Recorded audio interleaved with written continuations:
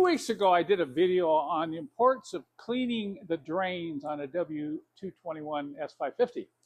Well, it's not only that car that needs the drains checked periodically, but it's all these newer cars, even the older cars, way back to the W123 and earlier than that.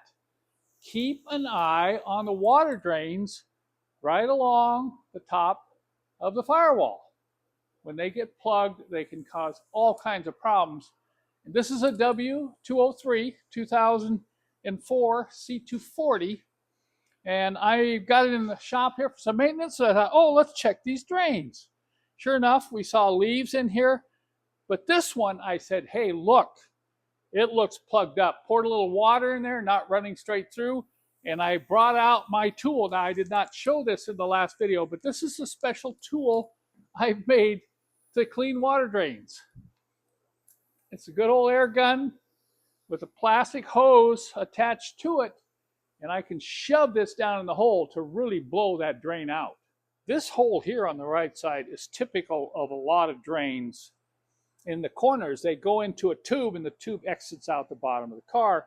And that's what happens. Over time, you get a bunch of junk down in there and you can't even vacuum it out. And if you just blast air in there, all it does is impact more crud down at the bottom. So I will take the end of this tube and I'm going to shove it down just a little ways and I'll give it a blast. That's going to blow it out this way. Look at that. We'll get some of it coming out and then I'll keep it going down and working it up and down. Okay, now I'm going to shove it all the way down.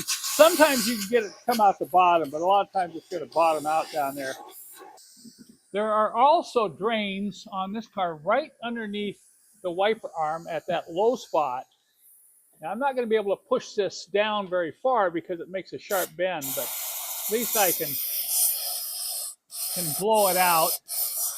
Then I'll do it on the left side over here. That one's even dirtier. Okay, that's blowing pretty clean here. Take a look here. Now I'm blowing out the water that I had poured in there to check the condition of the drain. I'm going to just keep blowing here.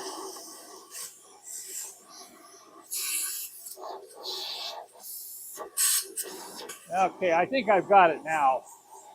Now you can see I've got a little bit of a mess to clean up, but I'll grab the vacuum and get these needles vacuumed up. But as a final test, and to maybe clean out the drain further, I'm going to pour some water through it.